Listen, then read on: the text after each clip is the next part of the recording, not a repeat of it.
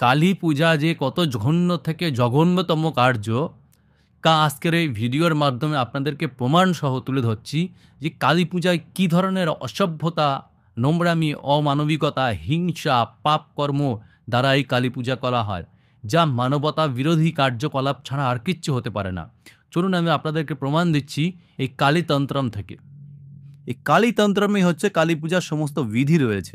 তো চলুন আমি দেখাচ্ছি, আপনারা অবাক হয়ে যাবেন যে কালী পূজায় কী কী প্রয়োজন হয়, কী কী উপকরণ দ্বারা কালী পূজা করা হয়।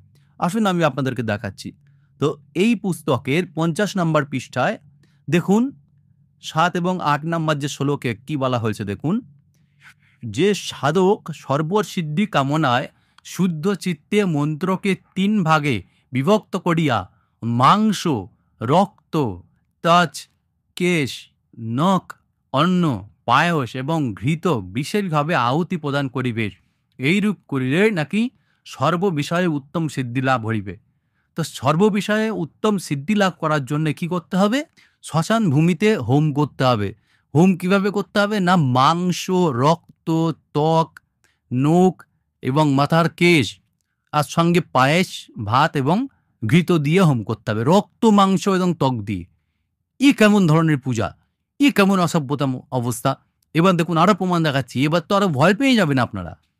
এবারের প্রমাণে আপনাদের হৃৎপিণ্ড কেঁপে উঠবে, কি ধরনের অসভ্যতা দেখুন। 51 নম্বর পৃষ্ঠায় বলছে, তৃতীয় পটলে বলছে, রক্তধারা যুক্ত জল দ্বারা তর্পণ করিবে।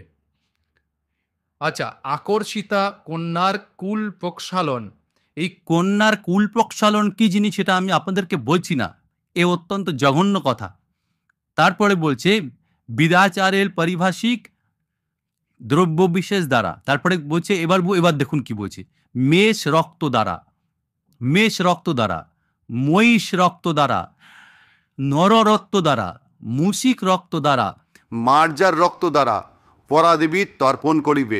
এখানে কি কি বললো আপনারা বুঝতে পারছেন? মেষ মানে ভেড়ার রক্ত, মহিষের রক্ত, মানুষের রক্ত, মানুষের রক্ত দ্বারা, মুশিক মানে ইঁদুরের রক্ত দ্বারা, আর মার্জারের রক্ত দ্বারা পরাদেবীকে তর্পণ করিবে। ই কেমন দেবী, ই কেমন অসভ্যতা!